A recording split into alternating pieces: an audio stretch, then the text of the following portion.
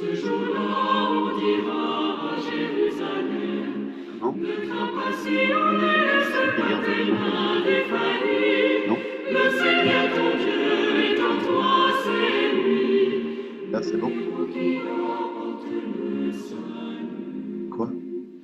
Pousse des cris de joie, fille de Sion, éclate en ovation, Israël, réjouis-toi, tressaille d'allégresse, fille de Jérusalem.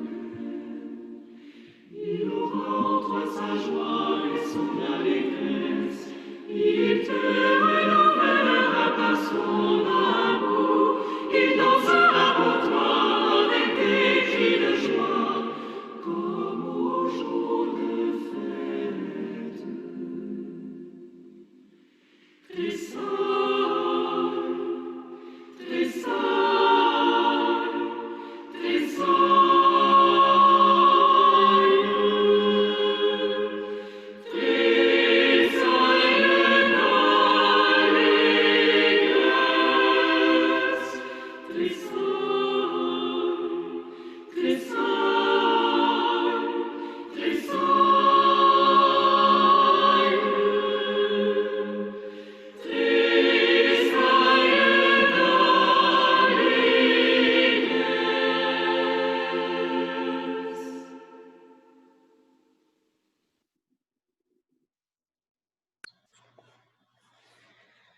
Au nom du Père et du Fils et du Saint-Esprit. Amen. Viens, Esprit Saint, et envoie du haut du ciel un rayon de ta lumière.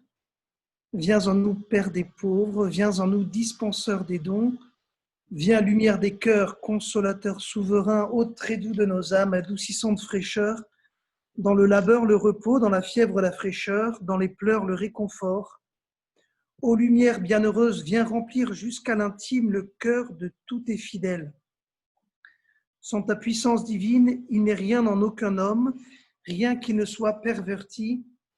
Lave ce qui est souillé, baigne ce qui est aride, guéris ce qui est blessé, assouplis ce qui est raide, réchauffe ce qui est froid, rend droit ce qui est faussé. À tous ceux qui ont la foi et qui en toi se confient, donne tes 7 dons sacrés, donne mérite et vertu, donne le salut final, donne la joie éternelle. Esprit Saint, nous te demandons aussi d'ouvrir nos cœurs à la joie du Verbe fait chair, parce que c'est lui qui est venu recréer le monde, recréer le mystère de l'homme et de l'amour, et c'est en lui que nous comprenons qui nous sommes, dans le Verbe fait chair. Nous te confions ce temps d'échange ce soir pour qu'il soit l'occasion de nous laisser visiter par toi, pour que tu fasses habiter en nous et dans nos familles la Trinité qui vit et règne dans les siècles des siècles. Amen. Amen.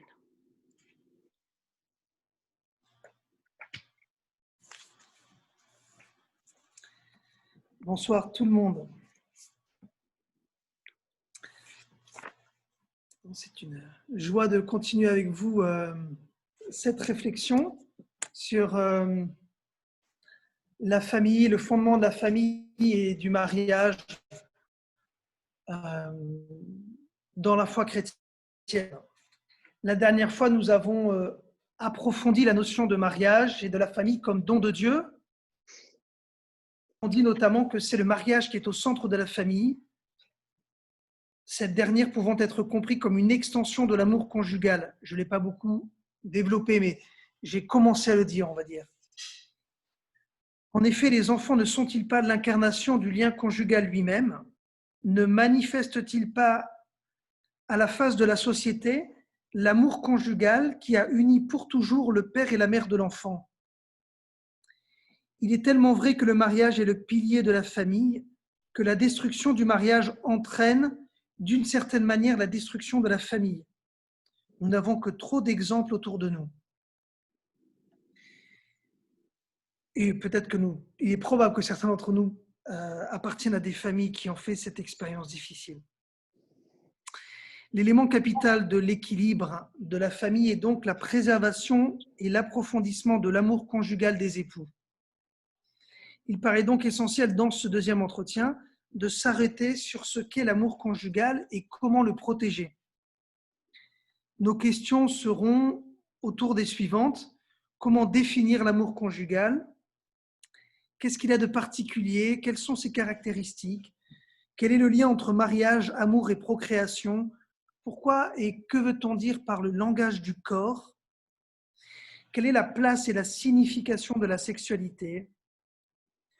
Regardant la question délicate de la contraception, que peut-on dire de son rapport à l'amour conjugal?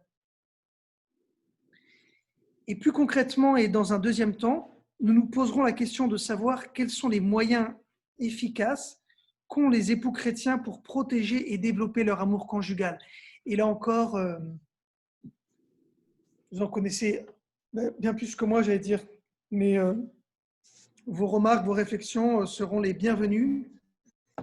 Pendant la première partie où je parle, n'hésitez pas à envoyer vos questions peut-être au Père Pierre, quand vous faites dans le chat. Vous ne faites pas une question to everyone, vous la faites juste, vous sélectionnez. Vous verrez marqué Pierre-Henri Host. Voilà. Donc, dans la petite icône à droite, est marqué, en français, il est marqué quoi, Pierre? Donc, c'est la troisième icône importante de la droite, mais je pense que vous avez compris le truc. Et ensuite, libre à vous aussi, ensuite, si vous le désirez, de parler, ce sera très sympa. Merci.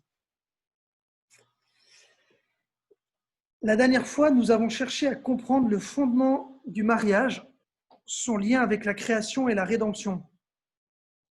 Nous avons vu que l'homme a été créé à l'image de Dieu Trinité, c'est-à-dire communion d'amour.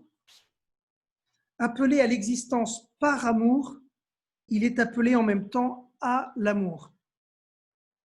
Un amour qui, normalement, s'épanouit dans le mariage ou la virginité consacrée, ou le célibat consacré. En effet, Jésus a révélé que la finalité de l'homme, le ciel, c'est une vie dans laquelle tout homme et tout l'homme, corps et âme, sera en communion intime avec Dieu. Ce qui ne veut pas dire qu'il reniera, comme on l'a dit la dernière fois, ça ne veut pas dire qu'il reniera les liens d'intimité qu'il aura eus sur cette terre, mais ils seront transformés dans l'adoration, la contemplation de Dieu.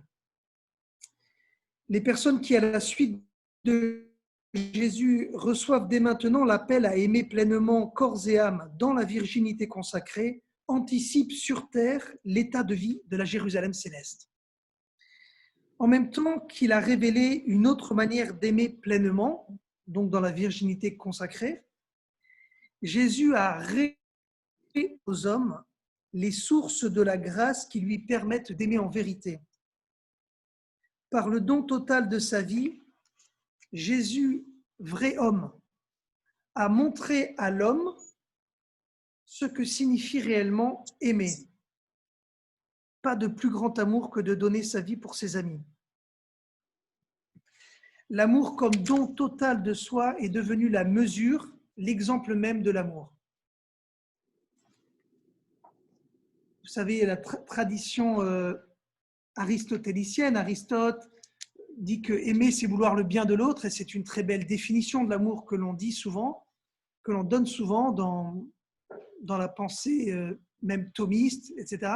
Mais en fait, il est bon de voir l'amour comme quelque chose dans un autre angle, en fait, qui est l'angle du Christ lui-même, qui dit c'est non seulement vouloir le bien de l'autre, mais c'est aussi vouloir son salut, c'est de se donner, en fait. C'est Jésus qui donne cette définition de l'amour, elle est profondément chrétienne. Désormais, c'est en Jésus que l'homme peut devenir vraiment lui-même.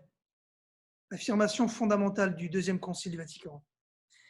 Désormais, c'est en Jésus que l'homme peut devenir vraiment lui-même, en montrant le chemin de l'amour authentique. Jésus a en même temps restauré en l'homme et la femme la capacité d'aimer, c'est-à-dire de se donner mutuellement dans l'amour et la vérité. C'est pourquoi dans l'Évangile, en Matthieu 19, que nous avons lu la dernière fois, et que vous connaissez bien, lorsque Jésus affirme l'indissolubilité contre les pharisiens qui réclamaient un droit de divorce, eh bien, comme Jésus est celui qui a restauré la capacité d'aimer en l'homme, il peut se permettre, et lui seul, parce qu'il est Dieu, d'affirmer, en renvoyant ses interlocuteurs à l'origine, ce que Dieu a uni, que l'homme ne le sépare pas. En Jésus, avec sa grâce, c'est-à-dire avec son Esprit Saint, l'homme et la femme redeviennent capables d'aimer librement et totalement. Ce qui ne veut pas dire que c'est magique. Ce qui ne veut pas dire que ça se passe tout seul. Jésus, l'époux divin de l'Église, a ainsi restauré le mariage de l'homme et de la femme, qui en lui retrouvent leur vocation originelle, celle d'aimer en vérité et de faire ainsi resplendir dans la création l'image de Dieu Trinité. Sans moi, vous ne pouvez rien faire, dit Jésus. Le chrétien est conscient de son appel à aimer et en même temps, il se souvient chaque jour que, sans l'aide de la grâce, ce chemin de fidélité est impossible.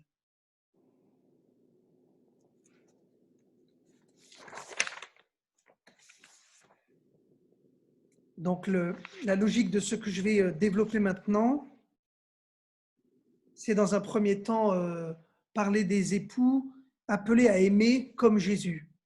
Essayer d'approfondir un petit peu ce mystère des époux entre l'homme et la femme, justement, qui prend son modèle sur un amour qui apparemment n'est pas exactement le même, qui est celui du Christ en croix, et en fait qui se révèle la source de cet amour.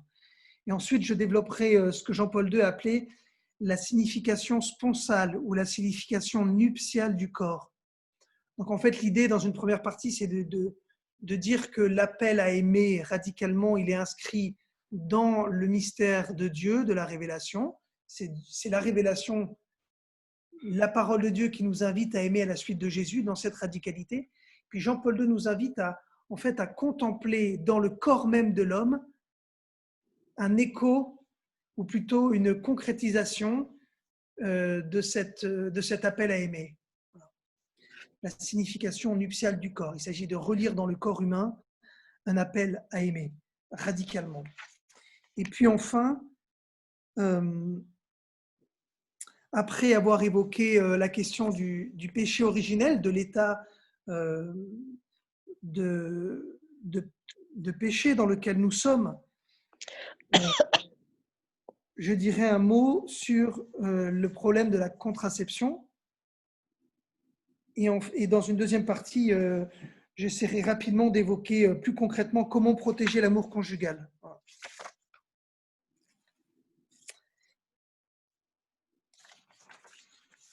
Les époux aimés comme Jésus. L'amour libre, total, fidèle et fécond de Jésus sur la croix est le modèle de tout amour, mais il est particulièrement le modèle de l'amour des époux, car Jésus est époux de l'Église. Vous vous souvenez, comme on l'a dit la dernière fois, saint Paul, en Éphésiens 5, prend comme exemple les époux de l'origine, Adam et Ève, et il dit « Ils ne formeront plus qu'une seule chair » en citant Genèse 2, et il dit « Mais je vous le dis, ce mystère-là s'applique au mystère du Christ et de l'Église. » Pour dire « Ne vous trompez pas, il s'agit bien, dans le fond et dans sa vérité profonde, d'épousailles. Quand on parle du Christ et de l'Église, il s'agit bien d'un mariage en fait, et même mystérieusement du mariage par excellence. Je disais la dernière fois qu'il y avait d'abord ce mariage de la divinité avec l'humanité en Jésus, et ensuite ce don total de Jésus sur la croix, lequel est consommé par nous dans l'Eucharistie, où il y a bien un échange des corps, où le corps du Christ pénètre la chair de l'homme, et nous pénétrons la chair du Christ. Et c'est extraordinaire de penser ça parce que, en particulier pour les époux, c'est en fait le mystère de la croix et de l'Eucharistie qui jette une lumière définitive sur ce qu'ils vivent. C'est donc essentiellement et ultimement en regardant Jésus lui-même que les époux comprennent à quel amour ils sont appelés. Et si le mariage est un sacrement, c'est justement pour que les époux puissent y trouver la force pour accomplir ce qui leur paraît impossible, à savoir un amour exclusif et indissoluble. L'amour conjugal renvoie donc à l'amour de Jésus. Comme Jésus est en lui, les époux deviennent capables d'aimer en vérité. C'est le grand témoignage de l'Église à travers le temps, la grande source de conversion de tant et tant de païens à travers l'histoire. C'est en vous voyant vous aimer qu'ils se convertiront et qu'ils m'aimeront, dit Jésus, non? C'est à travers l'amour que vous aurez les uns pour les autres. Ça n'a pas changé. En Jésus, ce qui est désiré par tout homme secrètement dans le fond de son cœur devient enfin réalisable. Le bonheur d'un amour total devient possible. Et une fois de plus, quand on dit un amour total, c'est un amour qui saisit toute la vie de l'homme et de la femme, mais qui est appelé lui-même à se développer et à s'épanouir définitivement dans le ciel, en fait. À propos, je me souviens de conversations avec des femmes cambodgiennes quand j'ai eu la grâce de passer 1 an au Cambodge dans le cadre d'une coopération. J'étais alors séminariste et je suis parti avec les missions étrangères de Paris. Et je me souviens de ces femmes accueillies par des Français qui avaient développé une ONG justement qui visait à travailler sur la théologie du corps avec ces femmes-là et ces jeunes en fait, et qui n'étaient pas spécialement chrétiens, la plupart étaient bouddhistes. Et en fait, elle disait, j'avais toujours trouvé ça frappant, vous savez, dans ce pays, la prostitution est légalisée et ce n'est pas un problème pour les hommes d'aller de temps en temps voir une prostituée, c'est correct, c'est correct, alors que si on va voir la femme du voisin, ça devient problématique. Par contre, pour les femmes, c'était pas du tout, c'était pas imaginable en fait. Ça fait des siècles et des siècles que cette pratique a lieu, mais elle disait qu'elle trouvait que c'était une injustice profonde, qu'elles avaient le désir que cet homme, que leur mari leur appartienne à elles seules. Et quand on parlait avec ces garçons, en fait, certains disaient comme ils éprouvaient une culpabilité en réalité à faire leur sortie au bordel régulièrement, quoi, même si c'était légal. Juste ça pour illustrer que tout homme a dans le fond de son cœur ce désir d'exclusivité, ce désir de fidélité exclusive. Il y aurait plein d'exemples à donner, je pense, en Afrique. Je me souviens de séminaristes africains aussi au séminaire qui étaient issus de familles polygames et qui disaient la complexité que c'était avec les histoires de jalousie, etc. Jésus n'est pas venu instaurer quelque chose d'extérieur à l'homme, mais au contraire, il est venu révéler le désir caché du cœur de l'homme depuis le commencement. Au commencement, Dieu les fit hommes et femmes. L'homme est fait pour quitter son père et sa mère, s'attacher à son épouse et ne faire plus qu'un avec elle, et vice-versa. L'indissolubilité du mariage, ce que Dieu a uni, que l'homme ne le sépare pas, ne doit pas avant tout être comprise comme un joug imposé aux hommes, dit François dans Amoris Laetitia, mais bien plutôt comme un don fait aux personnes unies dans le mariage. L'indissolubilité comme un don fait aux personnes unies dans le mariage. En fait, c'est vrai que, comme on va le développer un petit peu, c'est même le don extraordinaire par lequel les époux se protègent l'un l'autre et se permettent de s'aimer.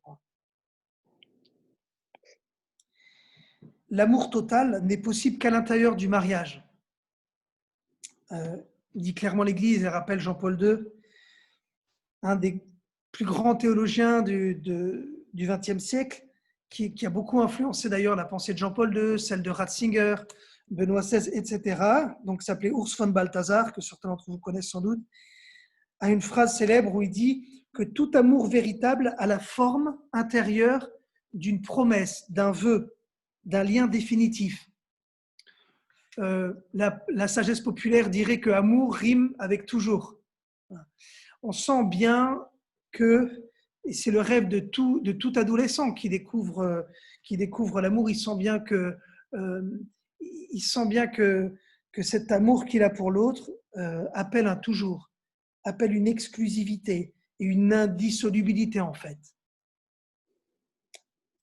tout amour véritable a la forme d'une promesse définitive.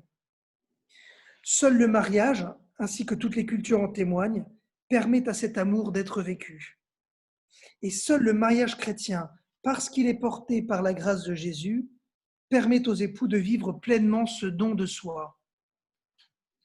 Le mariage est le seul cadre qui permette à l'amour conjugal, cet amour total, de devenir une réalité.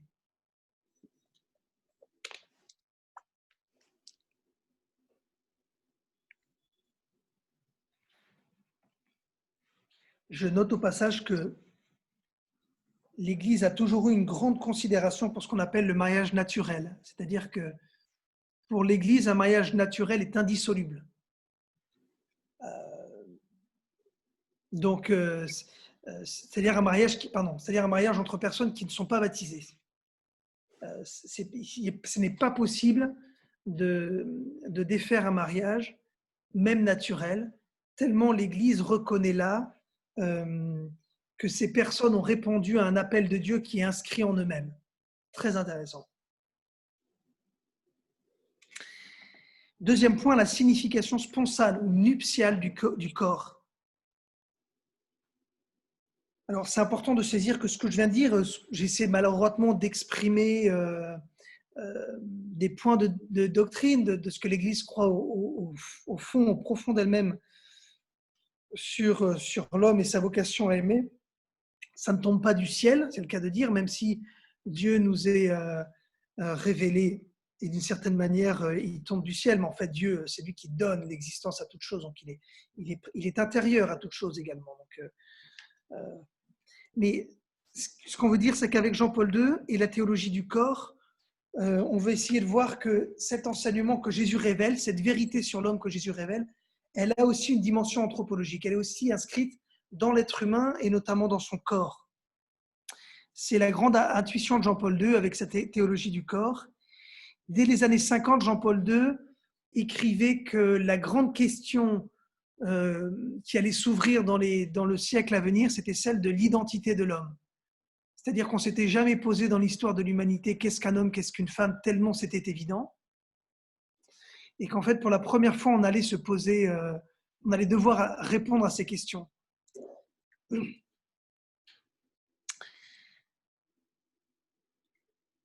L'intuition de Jean-Paul II, c'est de dire en fait que le corps parle, que le corps est un corps, que l'homme est un corps animé, c'est-à-dire que l'âme s'exprime à travers le corps nécessairement.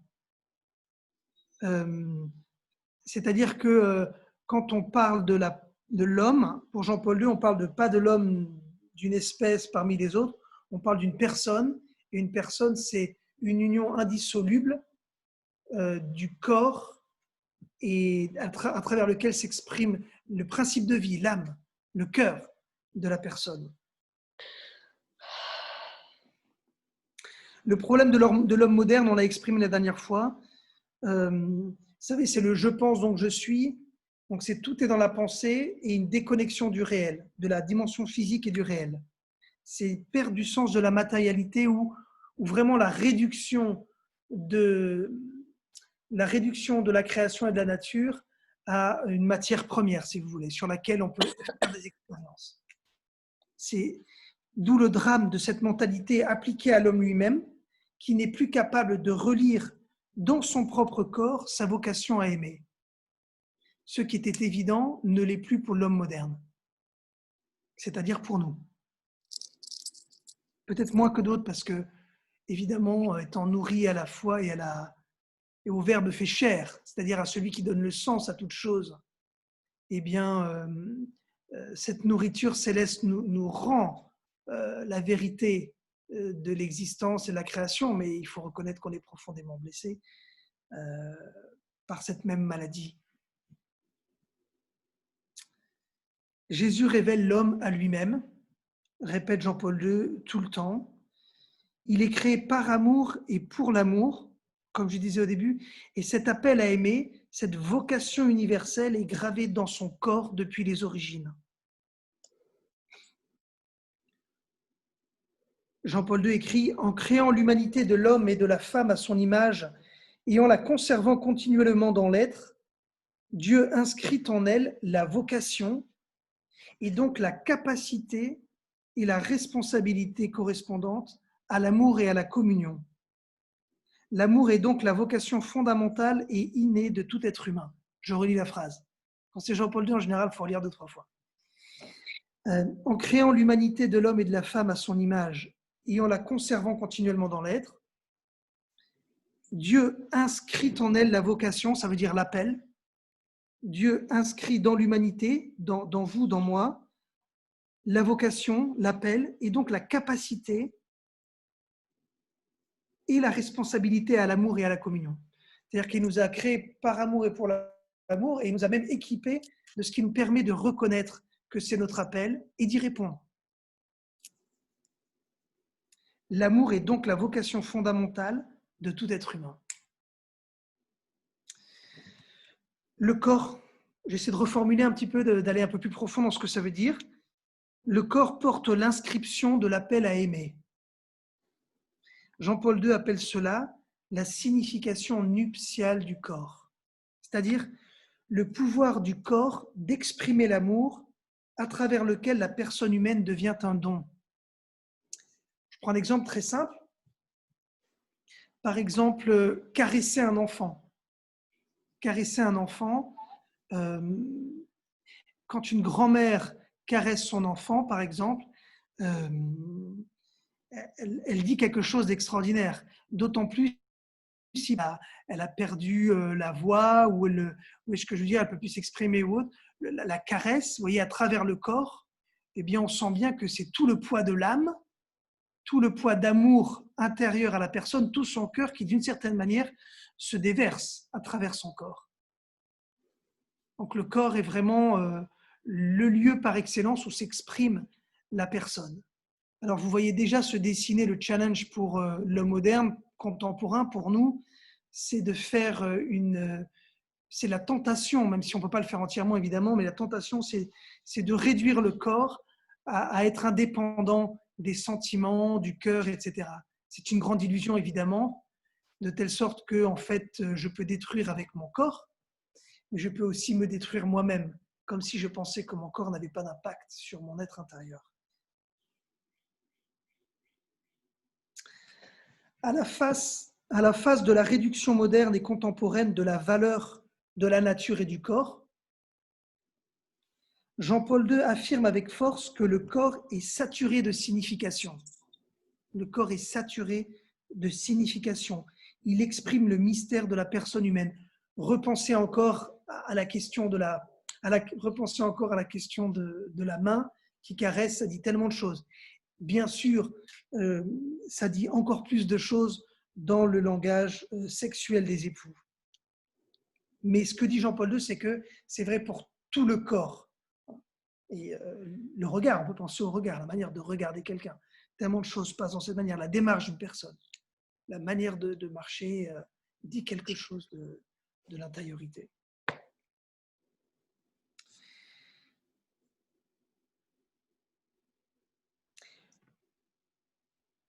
Donc le corps est saturé de signification, il exprime le mystère de la personne humaine. Or, dit Jean-Paul II, être une personne humaine, c'est exister par amour et pour l'amour, une fois de plus. Ainsi, le corps de la personne porte la marque de sa vocation au don total. Le corps exprime cette vocation de l'homme à se donner. Pour le pape, le corps humain, dans sa complexité, sa beauté, sa vulnérabilité et toutes ses limites, est en lui-même une parole qui dit « J'existe pour aimer et être aimé ».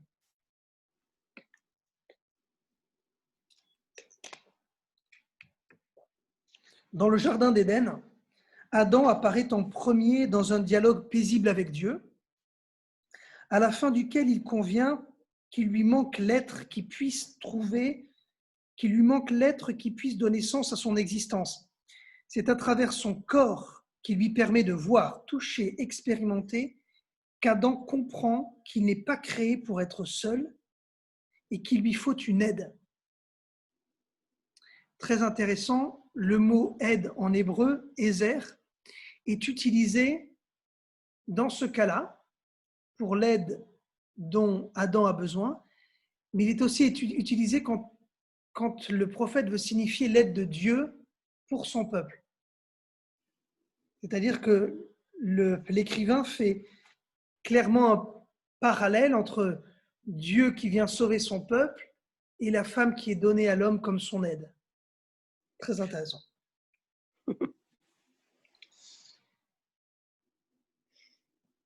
L'aide lui est alors donnée, vous connaissez l'histoire, tirée de la côte d'Adam après qu'il tombe dans un sommeil profond, pour signifier que Adam n'a rien à voir avec cette histoire. Quelque part, il va recevoir tout simplement son épouse.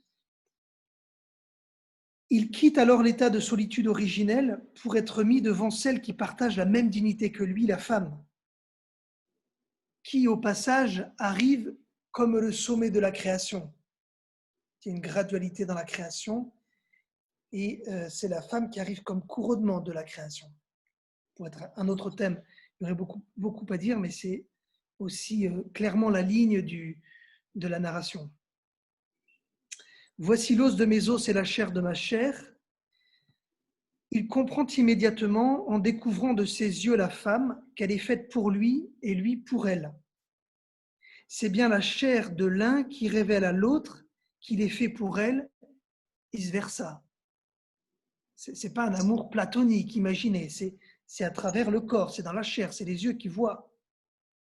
C'est bien le corps uni à un cœur pur qui parle d'amour et de dons réciproques sans retour.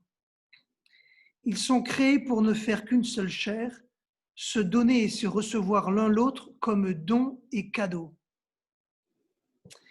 Élément très important, il n'y a pas de don véritable, ou il n'y a de don véritable que lorsqu'il y a un don sans retour.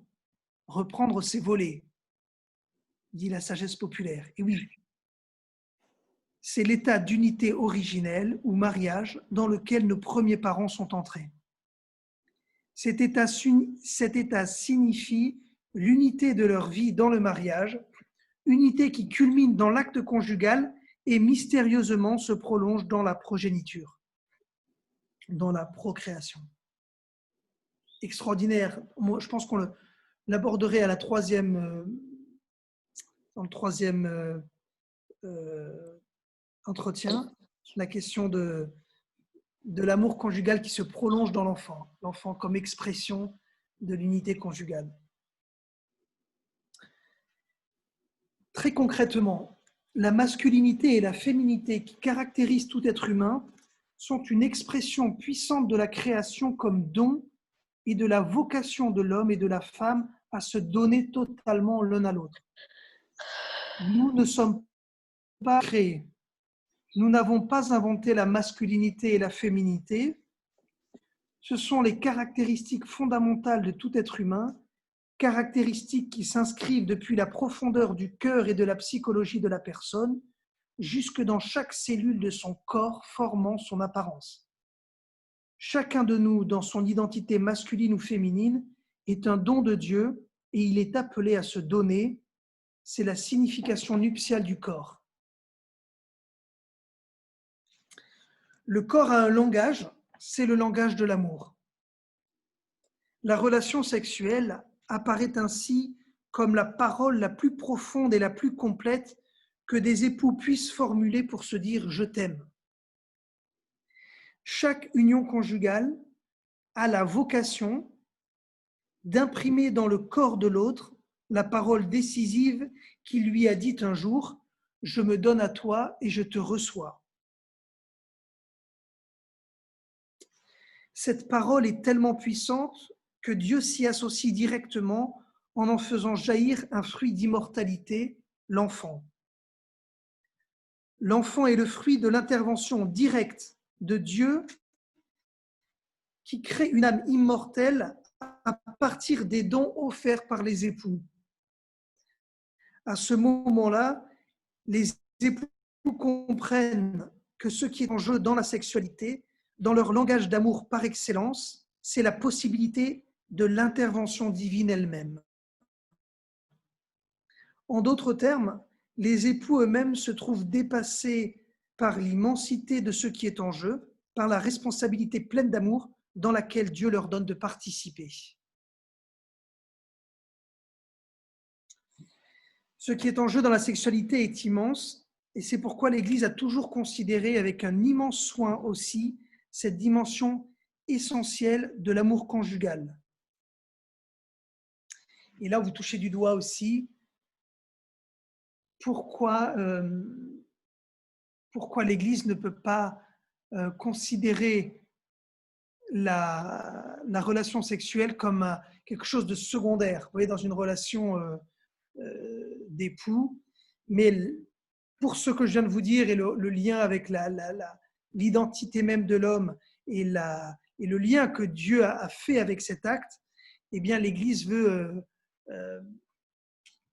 tenir en très haute considération cet acte-là.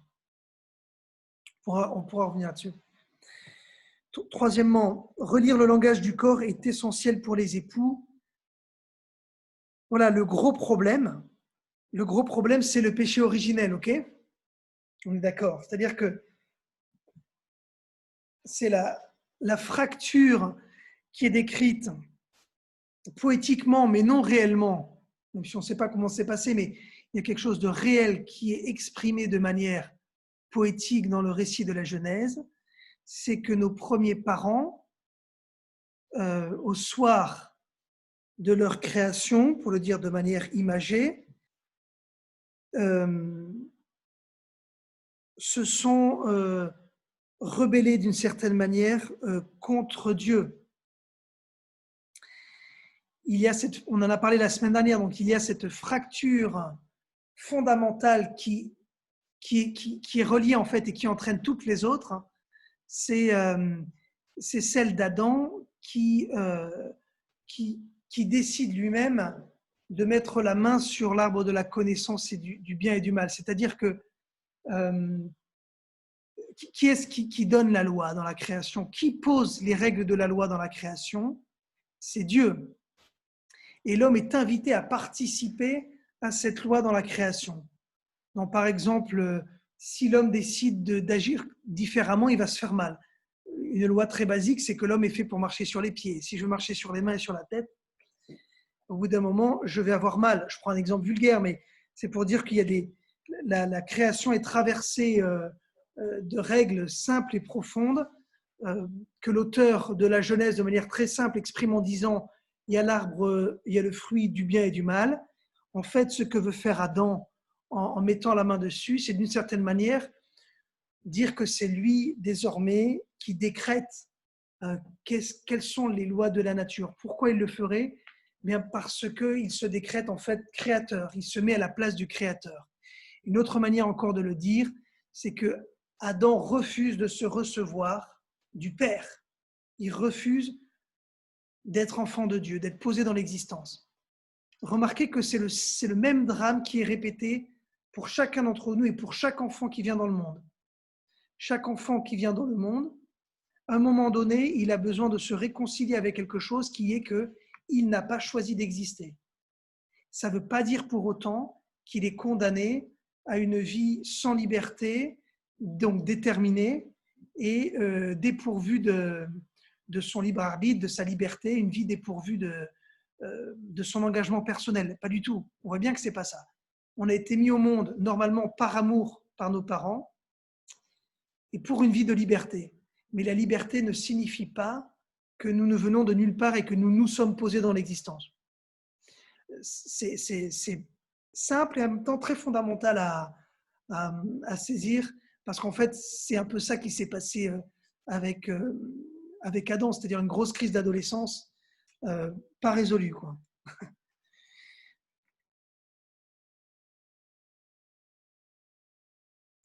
Du coup, nous avons cette première fracture, ce refus en fait de s'accueillir comme fils, hein, et c'est bien ça que Jésus vient réparer. Jésus, c'est le Fils du Père éternel. Il vient nous saisir dans son mystère de filialité, de fils, et à travers ça, il vient nous rendre notre identité. Il vient nous remontrer le chemin de la liberté authentique. C'est de s'accueillir comme fils. Donc, c'est d'accueillir, en fait, pour revenir à Jésus, c'est d'accueillir la création comme un don. Elle nous est donnée. On n'en est pas possesseur, je ne sais pas si ça se dit, mais on va dire que ça se dit pour ce soir, parce qu'on n'en est pas créateur, on l'a reçu. Cette fracture avec le Père provoque automatiquement une fracture de l'homme en lui-même qui ne se reconnaît plus, puisqu'en fait l'homme se reconnaît et se comprend que quand il se reconnaît fils du Père, créé par amour. Du coup, il ne reconnaît plus l'autre non plus. Donc, Adam et Ève se recouvrent leur nudité parce qu'ils ne sont pas capables de se regarder en vérité, d'accord ? Et ils se protègent l'un de l'autre en même temps parce qu'ils savent que le regard de l'autre ne les considère plus pour ce qu'ils sont, dans la dignité de leur personne. Et la troisième fracture, elle est exprimée, donc la fracture le père, l'homme avec lui-même, l'homme avec son frère, sa sœur, son épouse, et puis l'homme avec la terre. Tu souffreras pendant le travail de la terre. Ce n'était pas prévu à l'origine que l'homme doive souffrir dans sa relation avec la création et dans son travail avec la nature.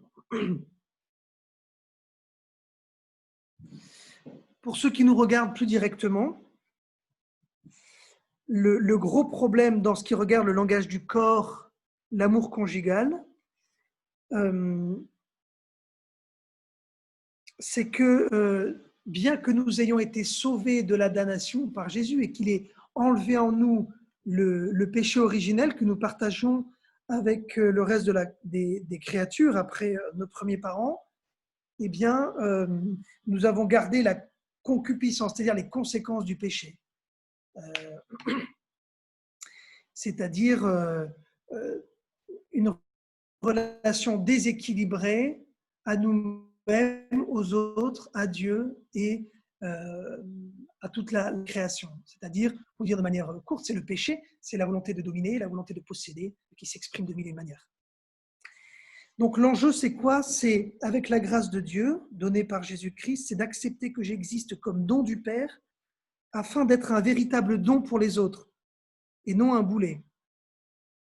Et accepter que l'autre soit pour moi un don, et non une matière première disponible.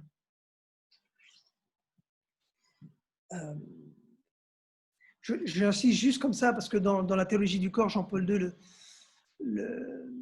le souligne, il dit bien, attention, on parle de se donner, en vérité, tu ne peux te donner que si tu te considères comme un don pour l'autre.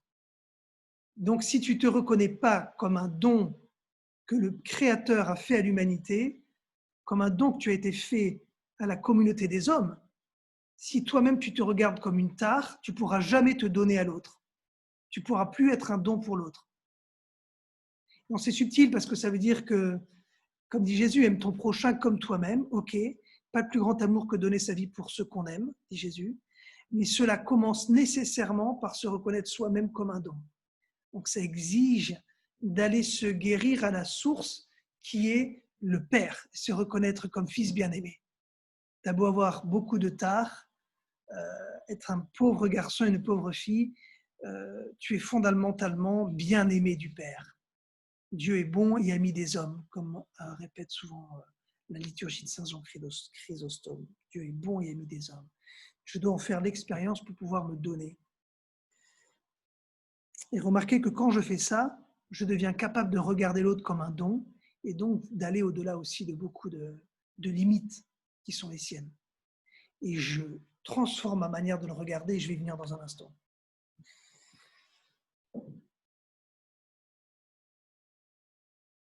Donc en fait, cette manière concupiscente de regarder, fausse, de vouloir mettre la main sur l'autre, c'est toute la question de la dureté de cœur dénoncée par Jésus dans Matthieu 19 aussi. Vous savez, quand il leur dit pas de divorce parce qu'à l'origine, Dieu les a fait l'un pour l'autre dans l'exclusivité et la totalité. Et ils disent, mais Moïse avait permis que quand même on puisse trouver des bonnes occasions pour divorcer. Et il dit, ça c'est en raison de la dureté de votre cœur. Mais en fait, Jésus dit, comme moi je suis venu vous guérir de la dureté de votre cœur, maintenant cet amour gratuit et authentique, il devient possible. Le cœur dur, c'est celui qui n'est pas capable de reconnaître la création comme un don. Je radote un peu, mais ça ne fait pas de mal. Et donc soi-même et l'autre comme un don. Alors la tendance, c'est de remplacer le don par le dû. On tombe dans l'utilisation de l'autre, explique Jean-Paul II, plus exactement Karol Wojtyła dans son livre « Amour et responsabilité ». L'autre, au lieu d'un don, devient un dû. On tombe dans l'utilisation de l'autre c'est la tentation de toute personne et le danger par excellence des époux. Très intéressant, Jean-Paul II n'a aucune illusion sur les hommes.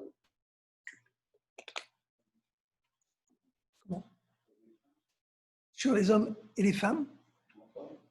Oui, sur les hommes en tant qu'hommes et femmes. Et il sait que notre tendance, c'est au contrôle et à la possession de l'autre. Et donc il dit, c'est le danger principal dans la relation conjugale. Le remède à l'utilisation de l'autre, dit-il, c'est la vertu de chasteté. Très intéressant, dans la tradition de l'Église, compris chez saint Thomas, la chasteté n'est pas toujours vue de manière positive comme Jean-Paul II.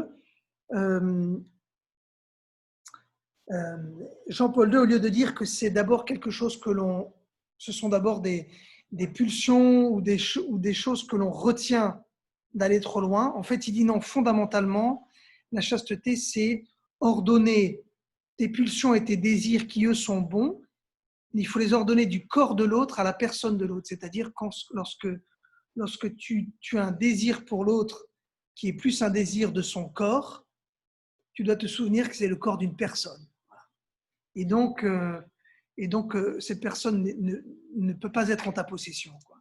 Et donc, tout l'enjeu de la chasteté, c'est de la mettre sous la vertu de l'amour. Un autre exemple, si je croise quelqu'un dans la rue qui excite un peu mes neurones, etc., pour différentes raisons, eh bien, c'est important que dans ma tête, en gros, il dit, attends, arrête-toi un instant et souviens-toi que cette personne, ce n'est pas juste un corps, c'est le corps d'une personne qui est à l'image de Dieu et que donc je ne peux pas la regarder en m'arrêtant à son corps. Voilà. Ce qu'on fait tous, ce que je fais moi-même dans la rue, que j'en ai tous à faire attention à la manière dont on regarde les gens, quoi. Et c'est vrai que pas que dans l'érotisme, etc. C'est vrai aussi si je regarde un pauvre, de quelle manière je regarde, si je regarde quelqu'un qui est crade, est-ce que je le réduis à ça ou est-ce que, il y a plein de choses, mais on a tous les mêmes tentations et tous les mêmes pauvres pécheurs, quoi. C'est ça la dureté de cœur. C'est comme ça que Jean-Paul II le décrit pour le couple en particulier, mais tous les consacrés, toute personne a à vivre la chasteté. La manière propre des couples en particulier, c'est de la vivre pour l'époux ou pour l'épouse. Pour protéger l'amour, se souvenir que l'autre est une personne, qu'il a une valeur infinie, créée par Dieu, et en aucune manière je peux le réduire ou la réduire à un objet. J'ai dit tout ça. Pour Wojtyła, la concupiscence met en danger l'amour, et la solution, c'est vraiment de se souvenir que l'autre est un don. Et donc élever les désirs au niveau de la personne.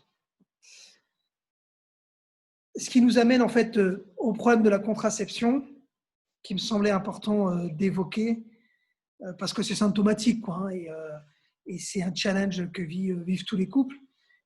Et peut-être un certain nombre d'entre vous, je pense que c'est bien de partager ça et d'essayer d'aller un petit peu de l'évoquer, quoi. Je ne vais pas être très profond, mais évoquer des choses à la lumière de ce que je viens de dire. Pourquoi la contraception est un piège pour l'amour conjugal ? Un des arguments clés de Jean-Paul II, c'est déjà en fait car il empêche le couple de vivre la vertu de chasteté, précisément, qui est la vertu qui permet de recevoir l'autre comme un don. Le lien entre union et procréation dans la sexualité est voulu précisément par Dieu pour protéger et l'union et la procréation. Ils tiennent ensemble ou ils tombent ensemble, écrit-il. L'idée, c'est que les rythmes introduits dans le corps humain, notamment ceux de la femme, aussi complexes puissent-ils être parfois, ne sont pas un boulet pour les époux, mais au contraire une école de l'amour.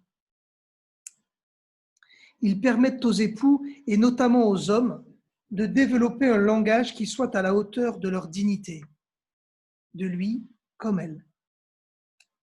Si les époux n'embrassent plus le plan de Dieu, ils tombent petit à petit dans l'utilisation de l'un par l'autre. Ça peut être subtil, on n'est pas des cochons, donc c'est pas qu'on est très violent forcément, mais c'est une réalité de l'homme pécheur, décrit le pape.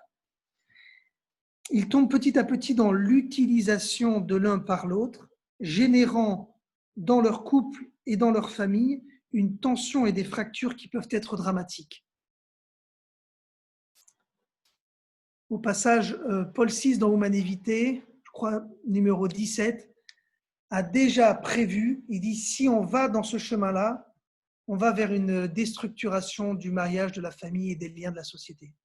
On peut en revenir, mais c'est assez incroyable. Il a tout vu. Il dit, on va vers une utilisation aussi de ces moyens à des fins politiques, des fins eugéniques. Et c'est très intéressant de voir comme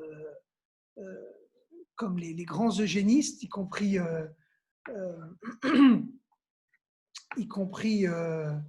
Margaret Sanger, qui est à la source de développement de tout le courant contraception, avortement, etc. dans le début du XXe siècle, mais y compris l'Allemagne nazie qui a collaboré intimement avec elle, était passionnée par les questions d'eugénisme et de réduction des populations pour une prétendue surpopulation. Très intéressant thème qu'on peut aborder aussi dans les questions si ça vous intéresse, parce que souvent c'est un argument aussi qui est utilisé surtout par les pays riches en fait, c'est-à-dire qu'on préfère qu'il y ait moins de monde pour qu'on garde notre niveau de vie plutôt que de calmer un petit peu le niveau de vie et de permettre à tout le monde de vivre une vie digne, y compris s'ils veulent avoir 7 ou 8 enfants.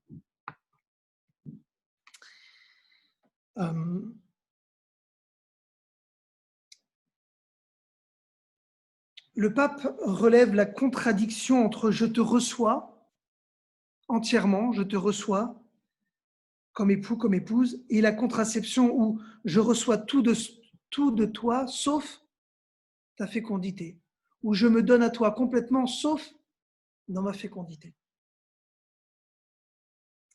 Le pape est clair qu'il n'est pas question de procréer à tout va.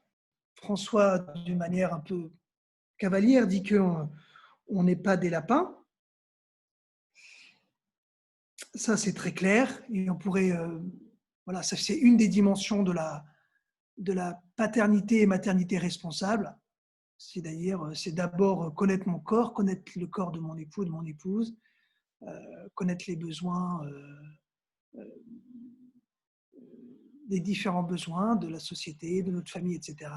Choisir enfin éventuellement de limiter le nombre d'enfants si nous pensons que le Seigneur le veut en fait. Tout ça, c'est la paternité, maternité responsable. L'Église, depuis longtemps, a dit que c'était quelque chose qui était même proposé par les rythmes biologiques de la femme par le Créateur. Mais il est question de respecter en fait le plan de Dieu inscrit dans le corps humain, car c'est le chemin qui mène à l'amour vrai. C'est juste ça qui intéresse l'Église. Le pape invite les époux à être serviteurs et non pas arbitres du dessein de Dieu. On revient ici à la grande tentation de l'homme moderne. Nous avons tous en nous la prétention que nous pouvons décider des règles de la création de la nature sans que cela n'ait de conséquences. Notez enfin que pratiquer la régulation naturelle des naissances n'est pas pour le pape et pour l'Église un point d'arrivée, mais le point de départ. Come on, Giz.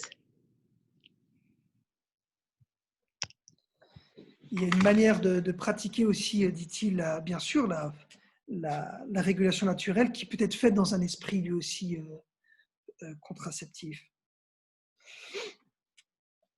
Donc, je vais ensuite moi, j'ai fini pour la première partie. Je veux juste maintenant poser la question comment protéger l'amour conjugal. Donc, concrètement, au vu de ce qui a été dit au-dessus et du contexte compliqué dans lequel on vit aujourd'hui, et je pense à tous ceux notamment qui se retrouvent au chômage et qui vont avoir des challenges matériels importants, des incertitudes, des angoisses. Qu'est-ce que le couple doit mettre en place s'il veut vivre pleinement le rêve de Dieu sur nous? Le rêve de Dieu qui, je rappelle, est devenu réalisable notamment depuis que Jésus s'est fait homme. Quelles sont les attitudes fondamentales par lesquelles un couple peut aider son amour conjugal à se développer? Et donc là, je vous invite très volontiers à partager des choses que vous vivez et qui peuvent enrichir les autres. Vous l'aurez compris, sans doute, la clé de voûte de tout l'édifice, c'est notre relation à Dieu. Dans l'encyclique Laudato Si, probablement le document le plus important de François dans son pontificat, encyclique sur l'écologie intégrale, le pape montre qu'une écologie véritable, un acte authentiquement écologique, c'est un acte qui se vit sous le regard de Dieu. C'est-à-dire, je reconnais que je ne suis pas Dieu. Je reconnais la création comme un don et pas un dû. Et donc, je fais attention à ce que Dieu me dit dans la création. Et il dit, c'est le premier élément. Et ensuite, si tu guéris cette relation à Dieu, tous les autres éléments, tous les autres éléments vont aussi guérir les uns les autres. La relation à toi-même, la relation à ton épouse, à la société, aux gens que tu connais, et la relation à l'environnement. Voilà. Mais si tu penses que tu peux soigner la relation à l'environnement sans soigner ta relation avec Dieu, te réconcilier avec lui, en fait, il dit, à un moment donné, tu vas retomber dans les contradictions qui sont celles de l'homme. C'est-à-dire, par exemple, il dit, c'est une aberration de défendre l'environnement et puis en même temps de ne pas combattre contre l'avortement. Il dit voilà un crime abominable où on enlève l'enfant créé par Dieu dans le sein de sa mère, aussi compliqué que soit la situation, ce n'est pas la question, ça existe, c'est important de le noter. Mais dis-toi, si tu prétends respecter l'environnement parce que tu fais du tri sélectif, mais que tu ne respectes pas la vulnérabilité de l'homme, ben, tu n'as rien compris au plan de Dieu, quoi. Donc il dit, c'est vraiment la clé, c'est vraiment recevoir de Dieu la création comme un don. Et du coup, pour vous, les couples, pour moi, mais pour vous, les couples, la clé de toute guérison, c'est vraiment se recevoir comme don de Dieu et recevoir la création. Donc c'est la relation de Dieu qui sera la clé pour guérir, quoi. L'amour sur terre est imparfait, mais avec la grâce de Dieu, il peut se perfectionner et fleurir. Plusieurs questions que je me pose avec vous dans ce contexte-là, c'est comment est-ce que j'accueille la présence de Dieu comme Père et comme Créateur, et ce, chaque jour. Il est le Père plein d'amour et de miséricorde, il me connaît mieux que je ne me connais. Avons-nous vraiment confiance en lui? Radicalement. Quid de la prière du couple quotidiennement? C'est peut-être très simple, hein, mais la prière du Notre Père en couple est très puissante, c'est peut-être suffisant. Se remettre sous le regard bienveillant du Père, la prière de Charles de Foucault. Mais pensez que pour beaucoup de nos problèmes que nous avons, et relationnels et de toutes sortes que ce soit, c'est essentiellement la guérison de notre relation à Dieu qui devient source de guérison de tout le reste dans notre vie.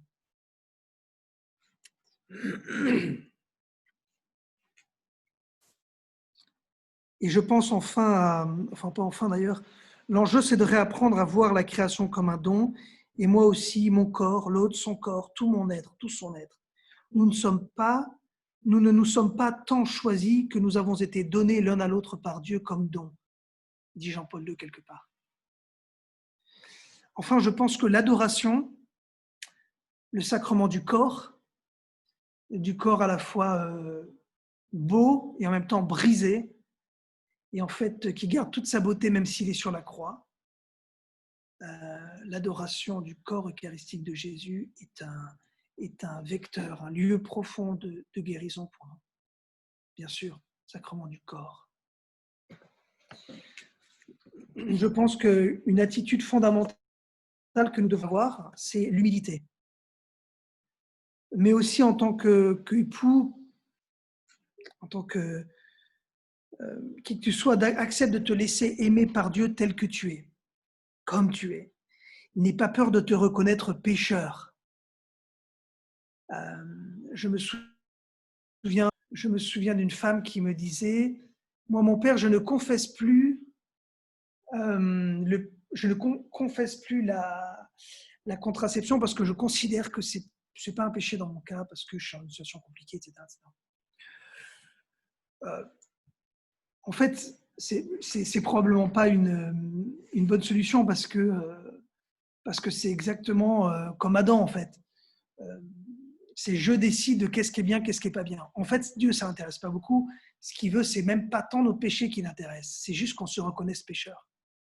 Et ensuite, toi, tu te reconnais pécheur. Et c'est assez évident, en fait, dans cette question-là, quand on y pense. Ok, tu ne seras pas jugé, personne ne va te juger. Je veux dire, et ça se comprend. Tu as à construire ta famille, il y a des choses très complexes. Qui ne comprendrait pas que que tu aies des choix fondamentaux, dramatiques à faire et que peut-être tu aies choisi cette solution que je dirais que tu as été mal conseillé, etc., ou qu'on n'a pas aidé à discerner, mais on s'en fiche. Je veux dire, on est tous sur notre chemin à faire notre chemin. Mais accepte au moins de te reconnaître humble pécheur. C'est-à-dire, moi, j'y arrive pas, quoi, voilà. J'y arrive pas. Et c'est tellement libérateur, tellement libérateur. N'aie pas peur. Mais pour tout, je prends l'exemple de la conception, mais c'est vrai pour tout dans ta vie, accepte de te reconnaître pauvre pécheur. Voilà. Pour certains, ce n'est pas du tout ça le problème. Ils auront d'autres choses qu'ils ont du mal à confesser.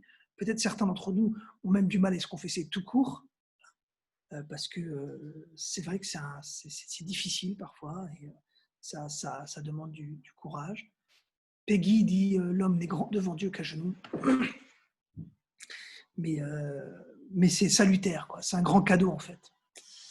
La solution à ce problème prend du temps. Je reviens sur la question de la contraception un peu plus. Le chemin de maîtrise de soi et d'abandon à l'autre prend du temps, mais il est possible, et c'est possible. Il est possible, et c'est le chemin désiré par Dieu pour chaque couple. On commence par te reconnaître pécheur et laisse le Seigneur agir. Attendez.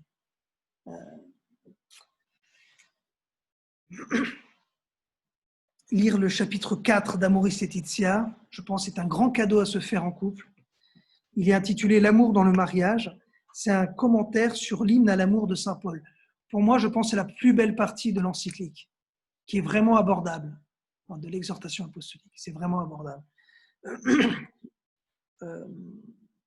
Pour perfectionner l'amour des conjoints, il faut désirer aimer en vérité, ainsi que Paul nous y invite lorsqu'il écrit « La charité est patiente, serviable, elle n'est pas envieuse, ne fanfaronne pas, ne se gonfle pas d'orgueil, ne cherche pas son intérêt, ne s'irrite pas, etc. » Comment est-ce que je vis ça au quotidien avec mon époux, mon épouse, mes enfants? Elle excuse tout, croit tout, espère tout, supporte tout. Comment est-ce que nous vivons en couple ces caractéristiques de l'amour? Je vous invite vraiment à relire ce chapitre 4. Enfin, je me disais, soigner les amitiés, surtout celles qui nous nourrissent, celles des couples plus solides que nous. Et bien sûr, ensuite, il y a plein de groupes et de programmes d'aide, d'entraide, etc., qui sont, je pense, essentiels à la vie conjugale pour s'aider à marcher sur le chemin. Gloire au Père et au Fils et au Saint-Esprit pour les siècles des siècles. Amen. I'm done. Merci pour votre patience.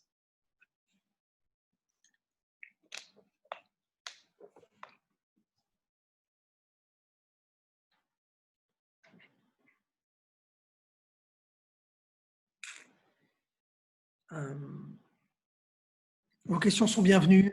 Vous pouvez les envoyer, comme je vous disais, ou les dire, tout simplement, prendre la parole. Moi, je serais heureux de ça, que l'un ou l'autre d'entre vous ait la simplicité de...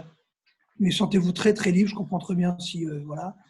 Mais et la simplicité de dire, nous, on a eu telle expérience qui nous a... Et voilà, quand on a réagi, peut-être ça nous a fait grandir dans notre amour conjugal. Enfin voilà, sentez-vous libre. Je pense que tu as reçu la question.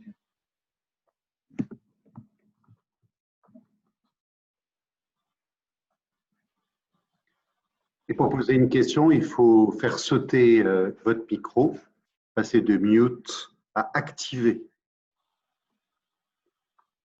Vous m'entendez? Très bien. Ok, super. Alors d'abord, merci pour votre présentation. Et j'ai une question par rapport à... Vous avez dit tout à l'heure que tout enfant, à un moment dans sa vie, avait besoin de se réconcilier avec Dieu. Est-ce que cette réconciliation est liée au péché originel?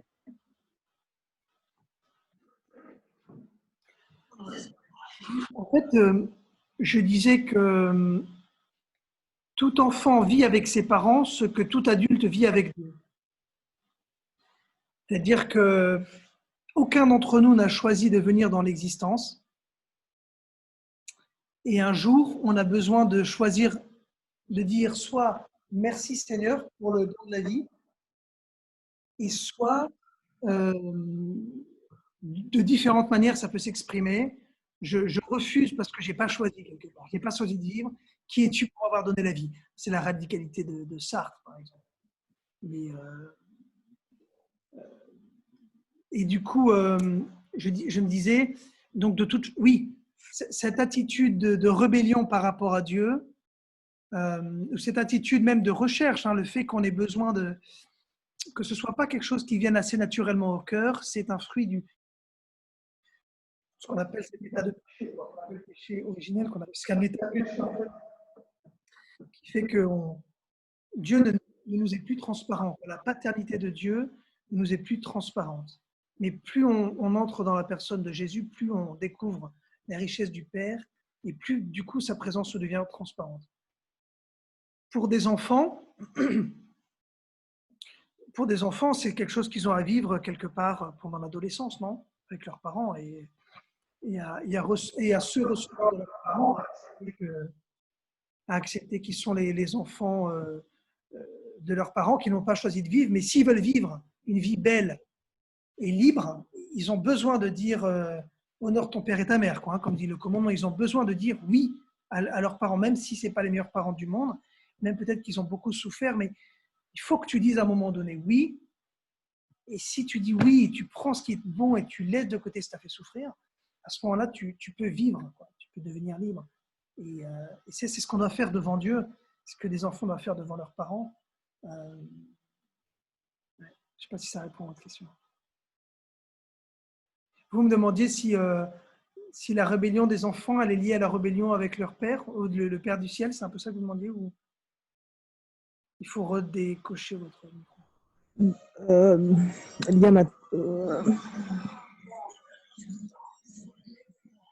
En fait, j'avais pas compris j'ai pas compris ce passage-là. Je savais pas si c'était lié, parce que vous parlez de réconciliation comme si c'était un parcours inévitable. Mais en même temps, si c'est un parcours inévitable, est-ce qu'il est lié au péché originel? Si ce n'est pas un parcours inévitable, pourquoi l'amour donc du couple ne suffirait pas à ce que cet enfant ne rencontre pas ce problème dans son cursus? Je ne sais pas si je me fais comprendre. Non, en fait, quand je dis réconciliation, c'est effectivement à prendre dans un sens large. Ça ne veut pas dire qu'il y a forcément une rébellion contre Dieu. Non, vous avez raison. C'est un sens large. Bien sûr. Je pense que pour beaucoup de gens, il n'y a pas de violence. Mais oui, il y a quand même forcément un moment où j'ai besoin de dire oui. C'est en ça que je veux dire que Dieu n'est pas... Il est naturel, mais en même temps, la foi, je dois la faire mienne. Je dois embrasser ce Dieu. C'est plutôt ça que je veux dire. Et bien sûr, beaucoup de parents transmettent Dieu d'une manière... En fait, vous savez aussi... et donc là, j'embraye juste sur un autre truc, mais que je pense qui est très, très important, c'est que l'amour des parents est essentiel parce qu'il dit l'amour de Dieu.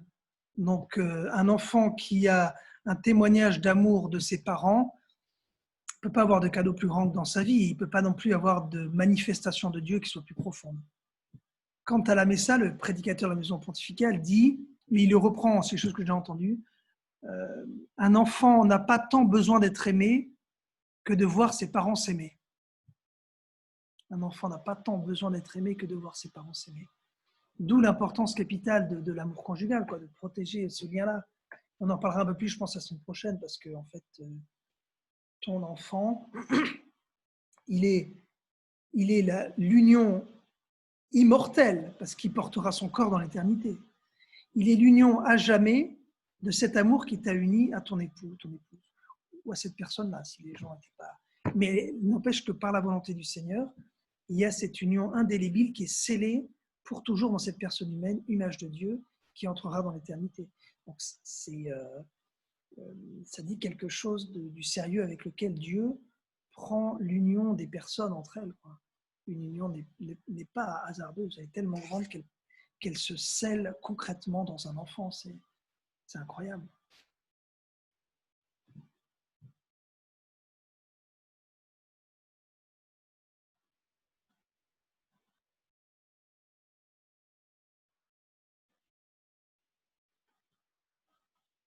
J'ajouterais juste que les époux se donnent le sacrement de mariage. Et peut-être que c'est quelque chose que vous allez évoquer la fois suivante, mais je trouve que c'est important de le dire par rapport à la confiance que Dieu nous donne. Dans justement c'est les époux qui se donnent le sacrement.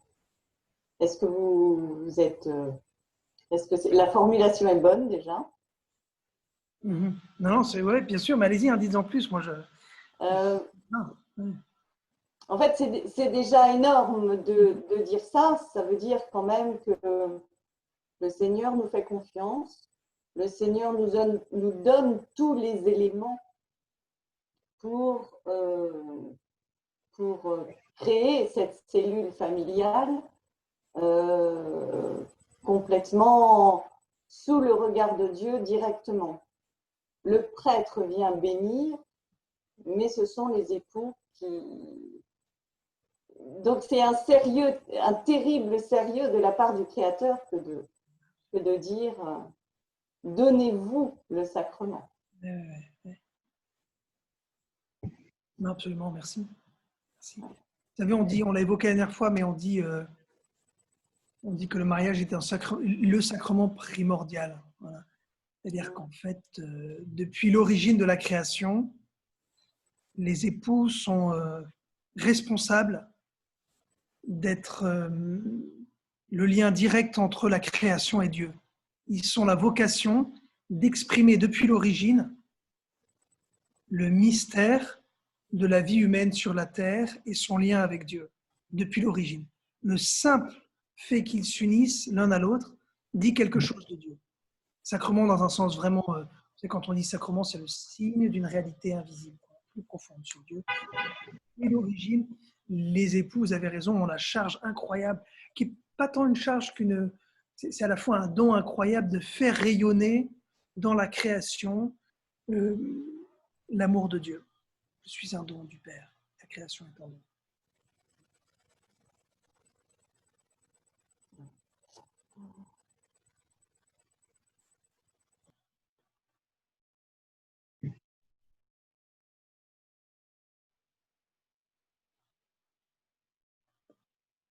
Autre question ou témoignage?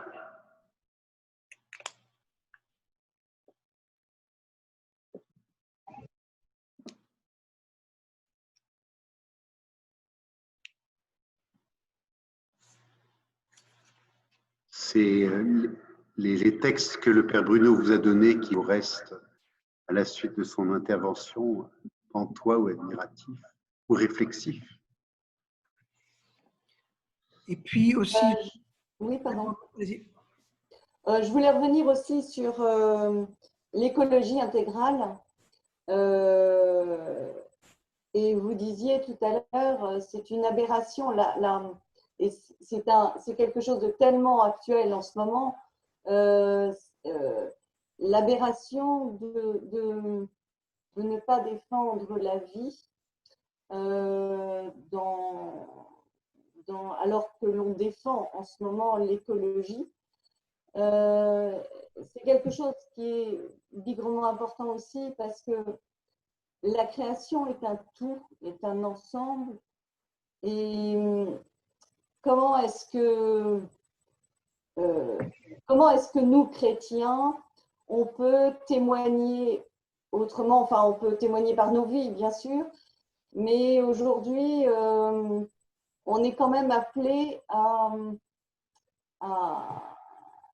se diriger vers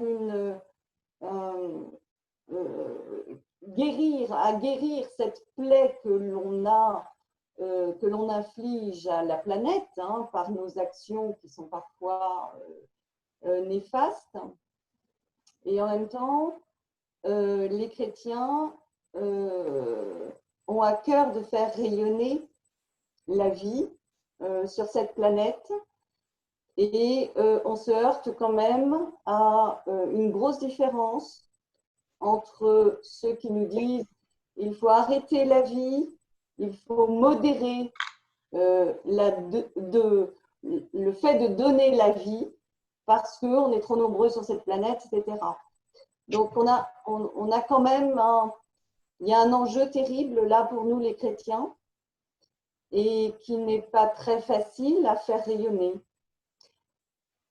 Et voilà, est-ce que vous avez des idées, une manière de pouvoir communiquer sur ce sujet-là qui soit un peu actuel? Merci pour votre question. Un peu confuse, hein, je le reconnais. Non, pas du tout, pas du tout. C'est large comme Non, mais domaine. vous avez tout à fait raison. C'est-à-dire que tout est lié. Vous savez, François répète ça 15 fois dans son encyclique. Il dit tout est lié. La manière avec laquelle tu pries est liée avec la manière avec laquelle tu aimes, avec laquelle tu respectes l'environnement, etc. Juste 2-3 choses. Le pape François a dit aussi moi, je pense, et c'est assez clair pour moi, que l'Église américaine, il y a un charisme pro-life, par exemple. Quelque chose que je trouve très beau. C'est-à-dire que je ne peux pas regarder l'Amérique que comme le pays qui fait quasiment 1 million d'avortements par an. Ça a été ça pendant des années. D'ailleurs, orienté depuis le début à l'élimination de la population noire afro-américaine. C'est intéressant de lire ces trucs-là. C'est-à-dire que c'est vraiment c'est un mouvement raciste qui a développé ça. Mais l'Église a, je pense, réagi de manière assez belle et courageuse, de telle sorte qu'aujourd'hui, la majorité de la jeunesse aux États-Unis se dit pro-life, donc bien au-delà du cercle catholique. Donc, je pense qu'il y a un vrai charisme qui est à recevoir. Et en même temps, le pape François, en reconnaissant ça, dit aussi, et les gars, c'est important que vous soyez pro-life jusqu'au bout. C'est-à-dire que soyez pro-life pour défendre la vie humaine, soyez pro-life pour défendre l'environnement, la création en fait, soyez pro-life pour défendre la paix dans certains pays. Vous voyez ce que je veux dire? Et là aussi, il y a des paradoxes qu'il faut regarder en face. Là aussi, il y a des... c'est pas que dans un sens, quoi. Et on peut pas juste se donner bonne conscience en disant on est pro-life et donc on peut aller détruire des pays, quoi. Et donc ça, c'est important qu'ils le disent. Mais et ensuite, autre élément, donc nous chrétiens, je pense qu'on a vraiment le devoir de relier les choses entre elles. Et je pense plus on défend la vie, plus on défend la vie qui est faible, dans le centre de sa mère, plus on défend la vie humaine, les gens qui meurent, plus on a envie de défendre aussi logiquement la création aussi. Hein. La création qui se fait flinguer ici ou là. Et en cas contraire, plus on détruit la vie humaine, et ça il le dit plus ou moins en ces termes, François, dans son encyclique, plus on détruit l'environnement. Il dit c'est une logique implacable d'ailleurs. C'est très intéressant parce que beaucoup de ceux qui défendent, qui manifestent en fait, qui organisent des énormes programmes de ralentissement de la production, ralentissement de la croissance démographique, notamment au Nigeria, etc., Bill Gates et ses copains. C'est-à-dire qu'eux-mêmes le font contre les droits de l'homme basiques, avec des politiques de stérilisation de population, maintenant qui se font aussi massivement avec des distributions de pilules qui polluent les nappes phréatiques, etc. Donc, ça a des conséquences aussi considérables. Mais surtout, ces mêmes gens veulent surtout protéger un modèle économique qui, lui, détruit la planète aussi, il faut dire ce qui est. Je veux dire, le modèle de vie ici, encore plus que chez nous en Europe, il est tellement consommateur. Enfin, c'en est incroyable, quoi. Les clims tout le temps, il y a une bagnole ou deux par personne. Moi, je suis toujours étonné, quoi. Quand on se balade dans les grandes villes, tout est allumé la nuit. On sent qu'il n'y a aucun soin qui est donné à cela. Mais je pense que ce sont les mêmes qui veulent jouir de la vie sans entrave et empêcher les autres de jouir de la vie, parce qu'effectivement, s'ils arrivent plus nombreux, il va falloir changer nos modes de vie, quoi. Et ça, je trouve ça d'une cruauté incroyable quand on y pense. En fait, il ne s'agit pas de nier qu'il peut y avoir des problèmes de surpopulation, mais d'abord, ils ne sont pas forcément, c'est intéressant d'étudier, donc il y a probablement des gens entre vous qui seront en désaccord parce qu'ils bossent peut-être à la Banque mondiale ou des lieux comme ça où les théories ne sont pas du tout les mêmes. Je ne sais pas, ce serait intéressant d'en partager, mais en tout cas, l'Église est assez… elle va dire oui, de ce que j'ai lu, elle m'avait dit oui, il y a des problèmes, personne ne dira le contraire, mais c'est surtout des problèmes de développement, quoi. Au lieu de leur donner de l'argent pour avorter et pour leur empêcher d'avoir des enfants alors qu'ils en veulent, ben donne-leur de l'argent pour avoir des soins, pour faire des études, puis tu verras que comme dans les pays riches, ils se marieront plus tard, ils auront moins d'enfants et les choses vont se tasser.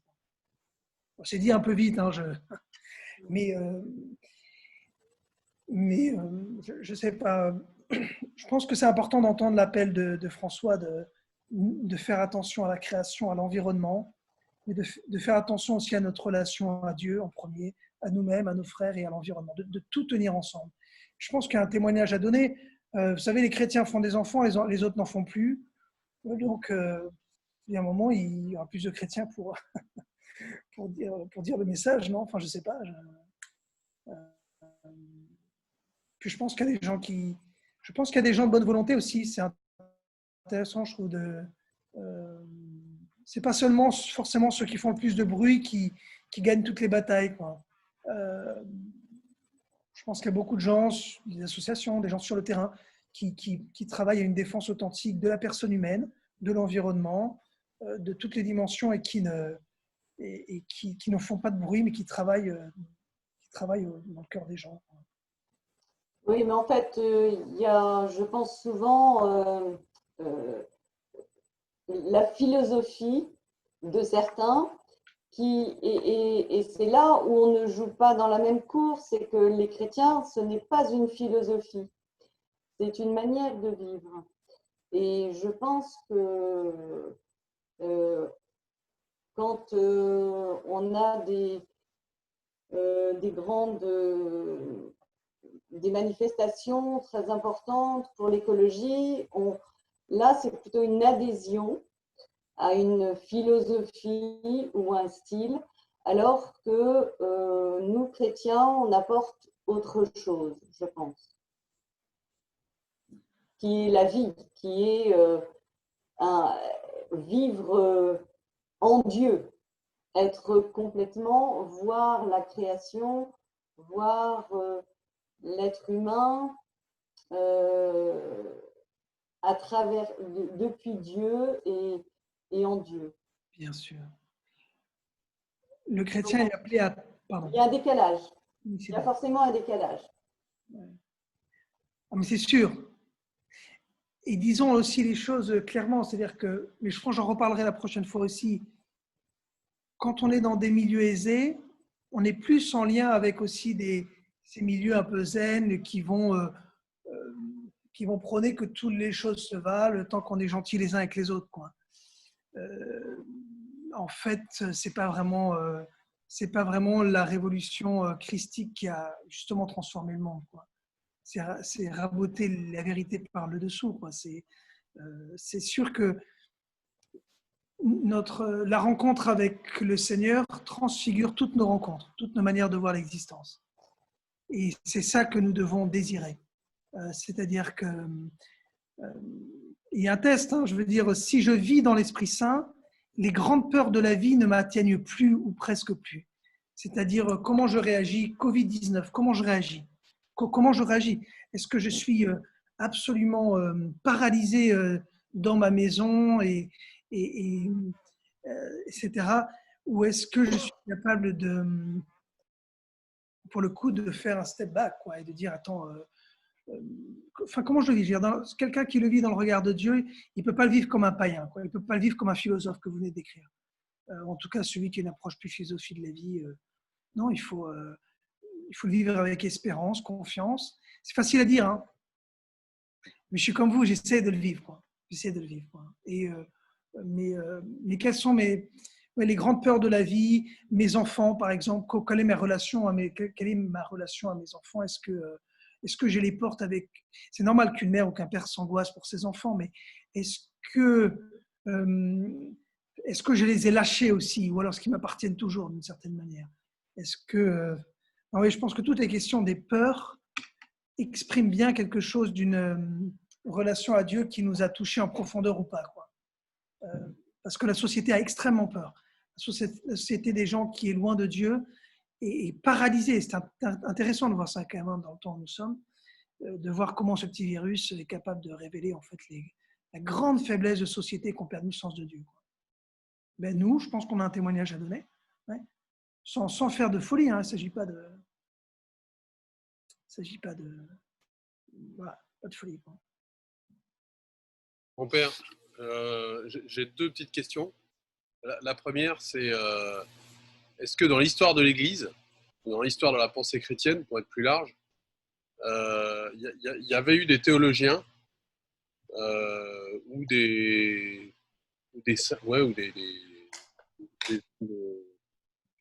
est-ce qu'on a eu des théologiens qui avaient pressenti avant Jean-Paul II cette notion de théologie du corps, cette notion de signification nuptiale du don des corps? En fait, la question que je me pose, c'est comment ça se fait que l'Église est…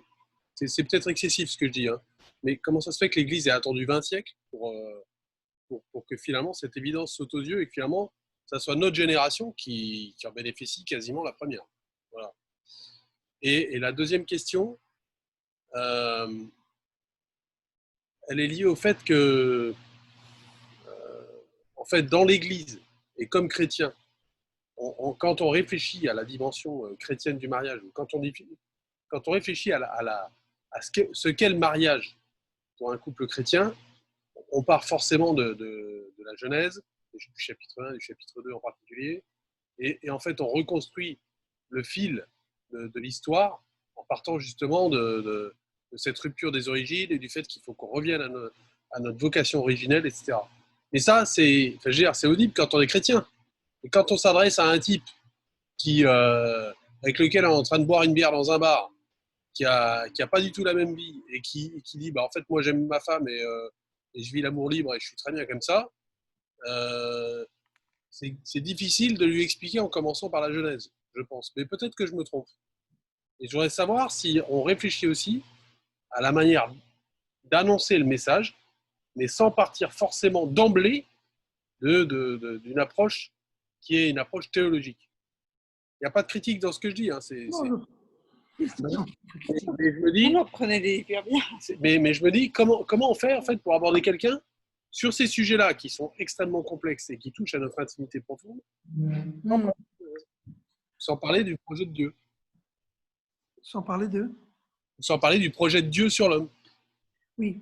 Et quand on a baigné dedans toute sa vie, on se dit, ok, en fait, d'accord, je comprends et j'adhère. Voilà. Quand on n'a pas baigné dedans, il faut commencer par quoi pour en parler à un type qui n'a jamais baigné dedans?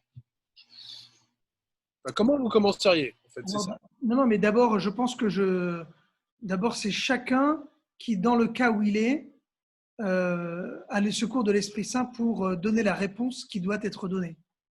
Il n'y a pas de réponse modèle. Je ne connais pas l'histoire de la personne en face de vous. Je ne sais pas ce qui va la toucher. Certains sont touchés par un argument philosophique, d'autres sont touchés par un exemple, d'autres sont touchés par une parole de Dieu, comme vous disiez. Quelqu'un qui peut avoir un cœur absolument fermé, lire une parole de Dieu un jour comme Saint Augustin, ça lui débloque son intelligence et son cœur, à savoir. Vous voyez ce que je veux dire, c'est quand même… Donc vous avez raison, pas de généralisation. Cela dit, Paul VI disait déjà en son temps, notre temps a besoin de saints plus que d'enseignants. Il a besoin de voir des héros de la vie, enfin des héros des saints. Il a envie de voir des gens qui transpirent juste la joie de l'évangile. Je pense que c'est essentiellement ça qui convertit les gens.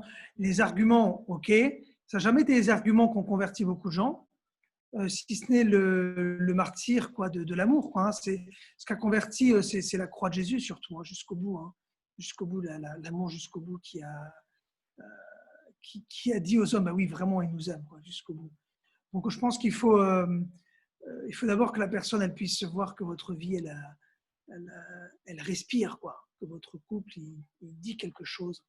Moi, je pense que c'est le témoignage le plus important que la famille a donné au monde. Juste à être ce qu'elle est, c'est capital, quoi. elle évangélise le monde, quoi. Elle dit quelque chose de Dieu qui est extraordinaire. Maintenant, je pense que souvent, il ne faut pas se prendre la tête plus que ça. Par exemple, regarde ton corps. Jean-Paul II, il ne fait pas un truc super compliqué. Ce qu'il écrit est un peu compliqué, mais ce qu'il fait est assez simple, en fait. Il dit juste, on a perdu l'habitude de voir, de lire dans le corps, de lire dans la création le projet de Dieu, y compris dans notre corps. Il dit, regarde-le. Ton corps, il exprime quelque chose. Je vais te donner l'exemple de la caresse. Le corps, il exprime quelque chose. Donc, c'est extrêmement basique de dire qu'il y a des hommes et des femmes, par exemple. Tout le monde est sexué, sauf cas extrêmement rares, mais qui s'apparentent à des exceptions qui confirment la règle. Tout le monde est ou homme ou femme, quoi qu'on veuille. C'est très intéressant parce que la psychologie vous montre qu'une femme, elle est femme jusqu'au cœur d'elle-même, sa psychologie. Et toute une femme est femme. Et l'homme qui veut s'imaginer une femme, il s'imagine une femme comme il se fantasme une femme, avec les caricatures de ce qu'est une femme. Mais en fait, il n'a rien d'une femme. Il va transgender de la manière dont il imagine ce qu'est une femme. Ça ne fait toujours pas devenir une femme, c'est ce que je veux dire. Il sera femme de la manière dont lui, en tant qu'homme, il peut imaginer ce qu'est une femme. Il n'a pas fait un pas des 100 000 miles qui l'éloignent du mystère de la femme. Donc, il y a des choses qui sont très évidentes et qu'il faut se dire, je pense, simplement dans les questions d'aujourd'hui, mais ça passera parce que c'est complètement du délire aussi. Mais la théologie du corps, elle est basée sur cette simple observation que les hommes et les femmes ont un corps différent, quoi, qui s'appellent l'un l'autre et qui en même temps n'est pas juste complémentaire. Ce qu'on dit, je vais prendre un mot un peu technique, mais ils ont une relation asymétrique, quoi, une complémentarité asymétrique de telle sorte qu'ils ne se referment jamais sur eux-mêmes. Ce n'est pas le yin-yang, mais il y a toujours le mystère de la vie qui a l'espace pour jaillir, quoi. Donc il reste un mystère. Il ne referme pas le mystère de l'homme et de la femme en se refermant l'un sur l'autre. Ça, c'est pas le yin-yang, l'homme et la femme. Donc, je pense qu'il faut partir de choses simples. Après, ça dépend de chaque cas des gens que vous croisez. Maintenant, autre chose, il y a bonheur et bonheur. Hein. On ne parle pas de la même chose. Hein. Souvent, les gens ils vous disent ouais, un tel, moi je suis très heureux sans Dieu, etc. Je pense qu'on ne parle juste pas du même bonheur, quoi. Je veux dire, le bonheur de connaître le ressuscité, de vivre la joie, une joie qui vous saisit non seulement à la surface de vous-même avec une bonne bière et un match de foot, mais plus profondément, qui saisit votre histoire, vos relations. Enfin, ça n'a rien à voir. De telle sorte que ceux qui se convertissent, c'est quand même génial. Souvent, ils disent, mais je pensais être heureux, mais comment j'ai pu vivre sans Dieu jusqu'à maintenant, quoi. Comment c'est possible que j'ai pu vivre sans Dieu jusqu'à maintenant? François le met d'une manière dans Evangelii Gaudium quand il dit mais c'est juste pas la même chose de le connaître et de ne pas le connaître, le Seigneur. C'est juste pas la même chose de prier, de ne pas prier. Vous voyez ce que je veux dire? On ne parle pas du même bonheur, on ne parle pas de la même joie, on ne parle pas de la même réalité. Je pense que ça, c'est vraiment c'est flagrant, quoi, quand vous entrez dans la vie des gens, c'est la surface de la vie, il y a survivre et vivre, quoi. C'est vraiment... Et d'ailleurs, une personne vit le bonheur mais tant que les choses vont bien. Mais la vie, on sait bien que ce n'est pas les choses qui vont bien. La vie, c'est rapidement les épreuves et il faut arriver à les faire entrer dans la vie, à trouver leur sens, quoi. Et ensuite, votre première question, pardon d'être un petit peu long sur la réponse, mais votre première question est vachement intéressante. Je pense, vous savez, l'Église a souvent répondu aux grandes questions de son temps, en fait. Le monde, la culture ne s'est jamais posé une question aussi basique de qu'est-ce que c'est que la différence qu'un homme et la différence entre un homme et une femme, tellement c'était une évidence.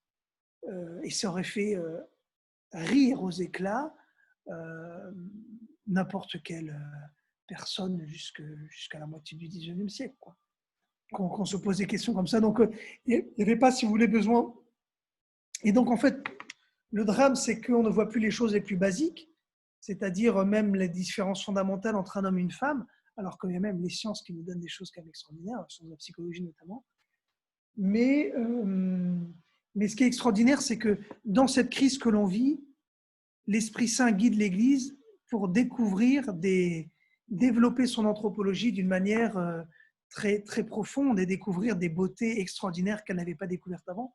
Vous savez, comme le martyr, la persécution, allez, Auschwitz va mettre en lumière la sainteté et la beauté d'une vie comme Saint Maximilien Kolbe. Mystère, total mystère. Mais la beauté de cette vie n'aurait pas été mise en lumière sans la laideur d'Auschwitz. Vous voyez ce que je veux dire? Chaque temps fait fleurir aussi. L'Esprit Saint permet que fleurissent durant chaque temps des choses très profondes et très belles. Je pense que c'est comme ça qu'on peut le lire aussi.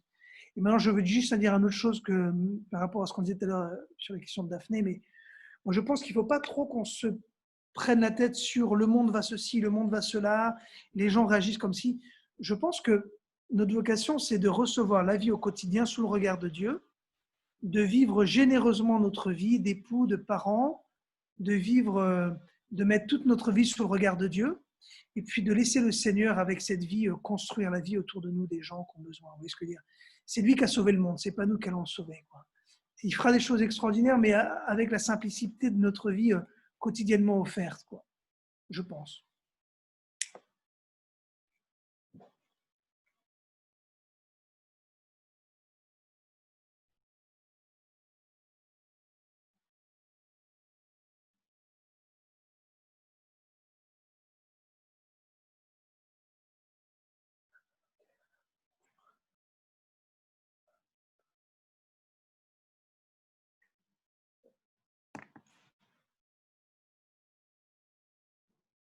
Peut-être qu'on peut en rester là ce soir si personne n'a d'éléments supplémentaires.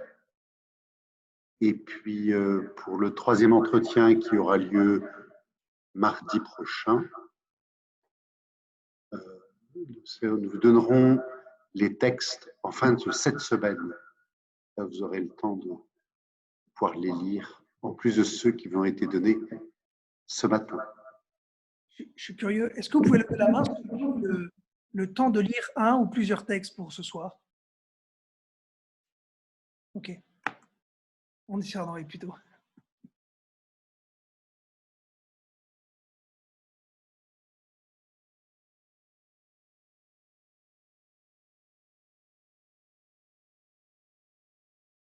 Voilà, ouais.